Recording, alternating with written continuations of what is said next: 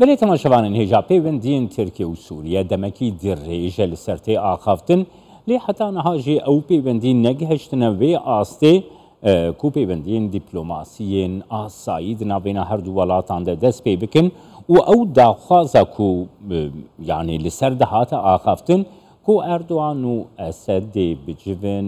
hêdî hêdî ev prosesdê berbe asayîbûnê ve biçe heta niha pêk nehatiye.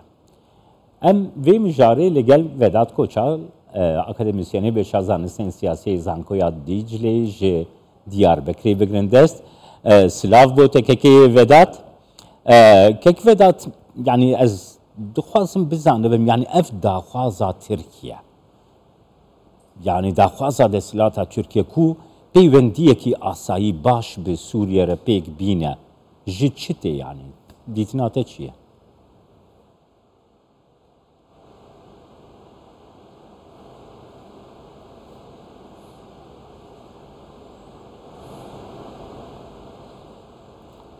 Cemal Bey iyi akşamlar diliyorum. Belê vara baş bê ji bo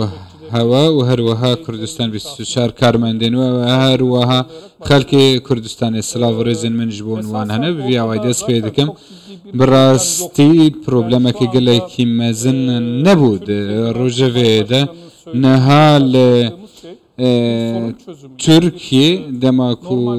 genel kurmay daxivê ew demeke normal tune em dikarin bêjin ku nizîkbûnekê navbera Rusya, Sûriye û Tirkiye di babetê rojava de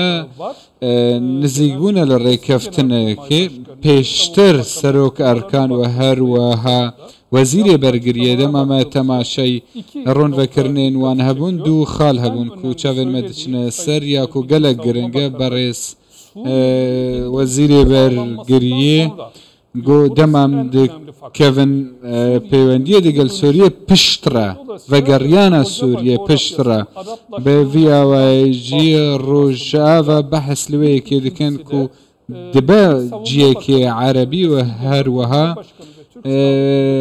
serokê hêzên supay weke orgeneral dema ku hikûmeta me vê deyîmê bi kar nayîne û her wiha dibêje dewleta me dê ronkirinên xwe de berêz Wezîrê Bergiriyê û her wiha siyaseta hikûmetê nake belkû keltûra giştî ya hikûmetê û pêwîst e bi vê wiha tê bigihîn eva ku lê rojava çê dibe Kemalizm yan jî tiştekî wihayê dikarin bêjin rojava ji bo ku bi Tirkî bikin bi erebî dikin projeyeke wiha heye dema ku dibêjin nizîk dibin li Sûriye ev plana paşîniya we ye. Birêz Koçal niha Tirkiye welateke endamê NATO. Lê li Sûriye di peywendiyê li gel Amerîka'de peywendiyê ne baş. Lê li gel Rusya jî peywendî baştir. Lê de mesela Sûriye'de dîse du siyasetên ji hev û dû cuda. Yani li gora behweriya ve siyaseta got Tirkiye li Sûriye birêve dibe. Siyasetekî aqilane ye, siyasetekî kamil e, siyasetekî ji bo çareseriya krîzê hûn çawa dinirxînin?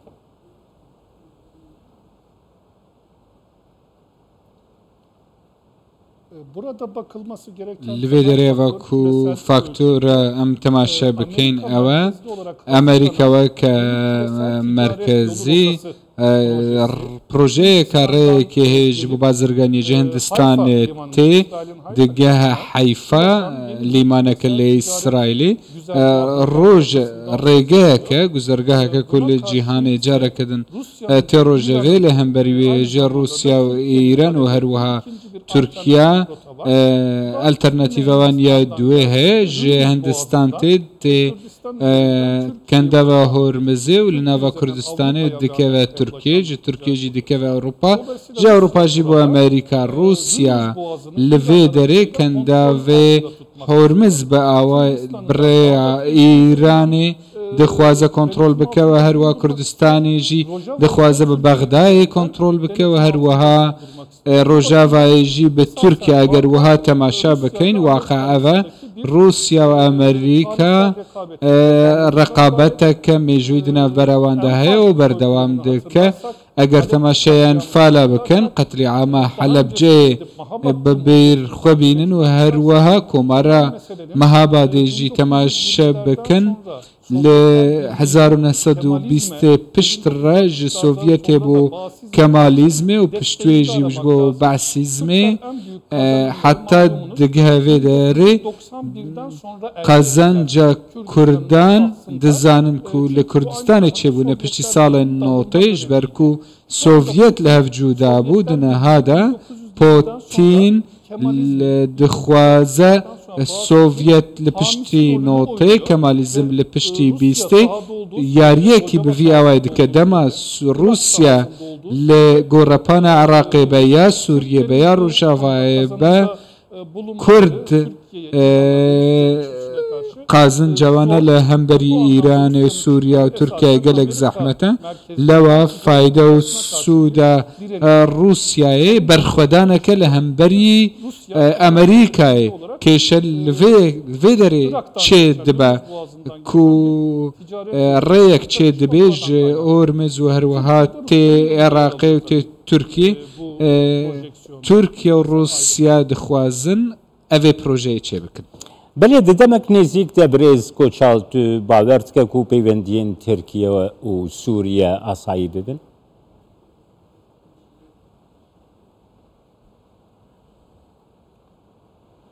Türkiye ile Suriye'nin ilişkileri peyvendiyên Türkiye û Suriye ez wiha dibînim ku normalin tenê kêşeyeve Suriye rejima Şamê eva ku dixwaze li Rojavayê bike ne sene hiye li Rojava tiştekî bike ji ber ku şerekî di navbera Kurd û Ereb dixwaze çê bike bi awayekî teknîkî belê Tirkiye di gorepana Rojava de siyaseteke nû heye li Rojava ne li ser meseleya Kurdî belku Tirkiye li Rojava ve herwiha li nava welatê xwe jî de siyaseteke weya nû heye sêkolarizm ve herwiha İslamîzm her duha bi hev re bihêvre dimeşîne dixwaze Ereban li şûna Kurdan û herwiha sekolarizm û İslamîzma bi hev re pevçûnekê di navbera wan de çê bike lew rager temaşa bikin eva ku li Rojava çê dibe ew ya ku rejima Şam dixwaze çê bibe li Rojava ew hêvî dikin lê Tirkiye çê dike demek piştir dema ku dibînî Kurd têde nemane û herwiha kiriye beşek ji Ereban eger nizîk jî nibe weke dibêjin di demekê dûr de ke pêşter min behs kir dema ku Sûriya bê cê xwe carekedin weke wezîrê bergiriyê Tirkiye dibêje dema ku ev çê bibe komara Tirkiye carekedin diçe li cem Şamê ez wiha dibînim Başa kekveda tu dibîne ku Tirkiye ji girês bî serê kaniyê û Efrînê vekişê tu çawa dibîne dê vekişê demeke nêzik de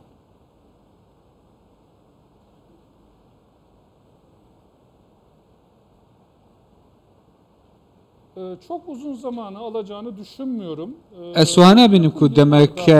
zêde bibe salên dahatî de renge ev çê bibe ez wiha dibînim ji ber ku babet li vê derê tenê û tenê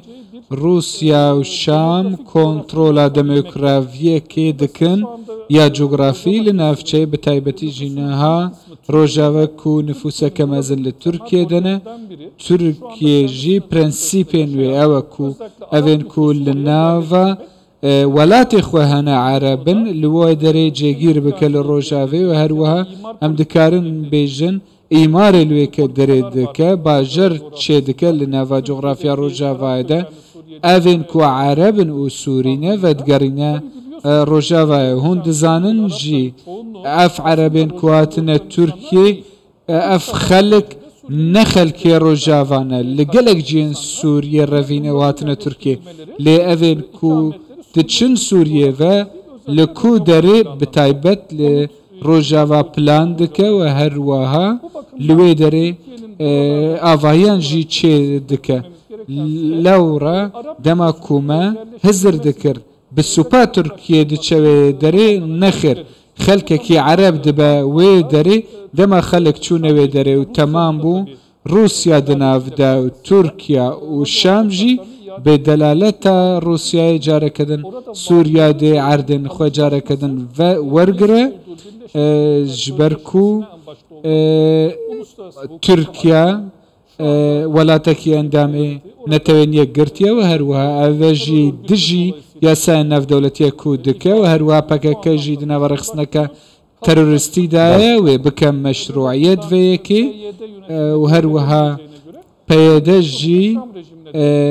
li wê derê li dawiya dawî vê yekê nadin PYD belkû didin Dîmeşqê